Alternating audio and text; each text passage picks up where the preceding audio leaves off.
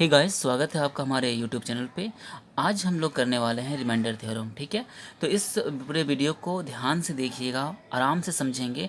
एक एक टर्म को मैं समझाऊंगा और उसे आराम से समझिएगा। ज़्यादा कुछ है नहीं, बस 5 मिनट आप ध्यान से देखिए, आपको पूरा का पूरा रिमाइंडर थ्योरम समझ में आ जाएगा। ठीक है, सबसे पहले यहाँ पे ध्यान दीजिए। यहाँ पे लिखा हुआ let P x be any polynomial with degree greater than और इक्वल टू 1। ये पी एक्स क्या है? पी एक्स है एक पॉलिनोमियल। ठीक है, पी एक्स क्या है? पी एक्स एक पॉलिनोमियल है विथ डिग्री ग्रेटर देन और इक्वल टू 1। क्या बोला है? एक से बड़ा या बराबर, है ना।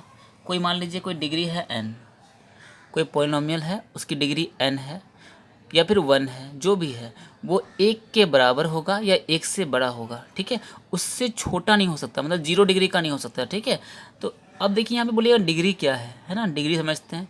तो अगर आप यहाँ तक रिमाइंडर थ्योरम समझने के लिए आए हैं तो आपको समझ में आ ही गया होगा कि डिग्री क्या है। फिर भी जिन्हें नहीं पता है डिग्री क्या है, उनके लिए मैं बता देता हूँ डिग्री होता क्या है। जैसे मान लीजिए यहाँ पे एक लेते हैं हम polynomial P x is equal to x cube plus 2x² plus 1।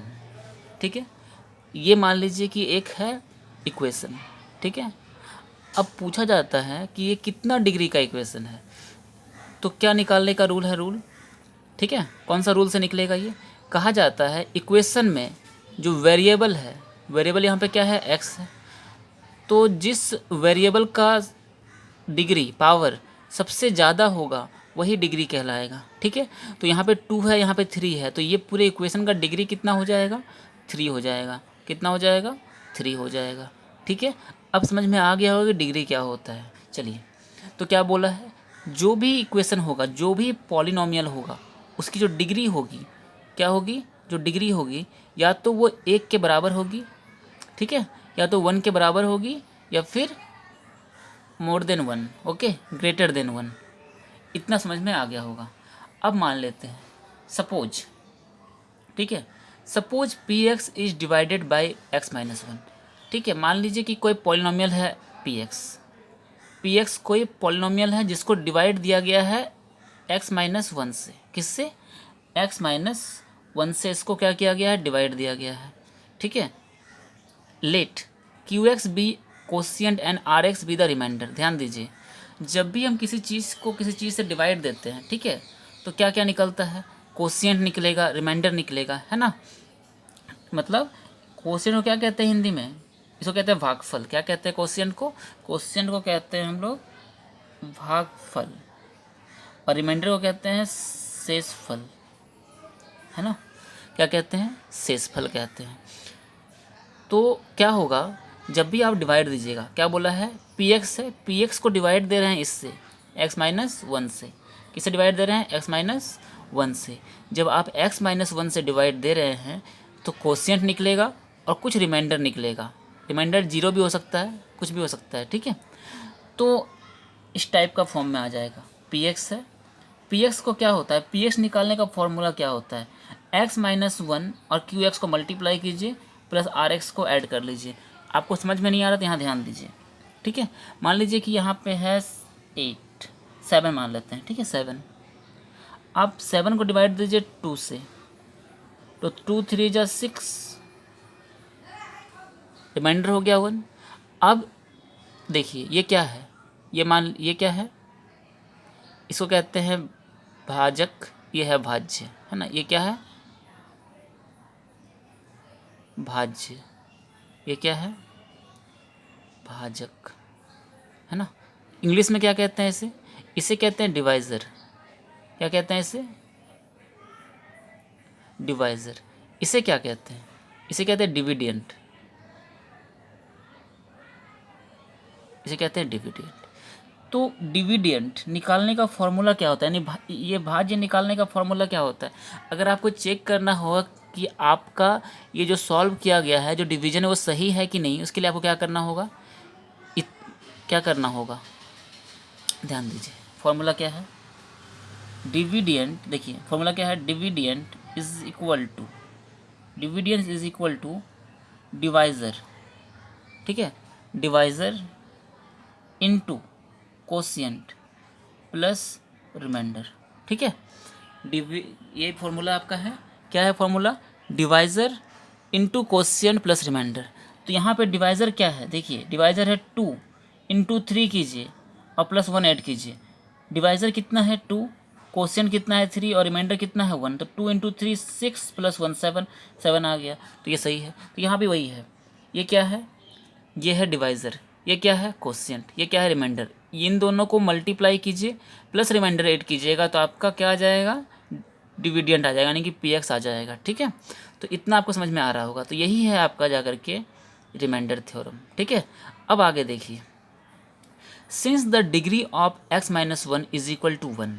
ठीक है, अब क्या बोल रहा है कि x माइनस ए का जो डिग्री है वो कितना है, 1 है। आप यहाँ साफ साफ देख पा रहे हैं क्योंकि x के पावर पे कितना है, 1 है। अगर 1 है तो ये 1 डिग्री का हो गया। And degree of R x is less than the degree of X minus A. क्या बोला है कि आर एक्स का, आर एक्स क्या है भाई, यहाँ पे आर एक्स है रिमाइंडर। तो बोला है रिमाइंडर का डिग्री एक्स माइनस 1 से कम होगा।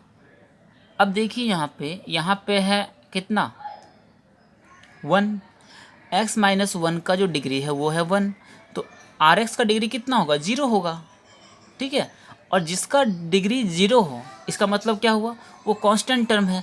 और एक चीज़ और ध्यान दीजिए, रिमाइंडर क्या होता है, जो रिमाइंडर यहाँ निकला है वो हमेशा डिवाइजर से छोटा होता है। ठीक है, भाज्य से हमेशा छोटा होगा। तो ये क्या है, ये डिवाइज़र है और ये रिमाइंडर है, तो रिमाइंडर हमेशा इससे छोटा होगा।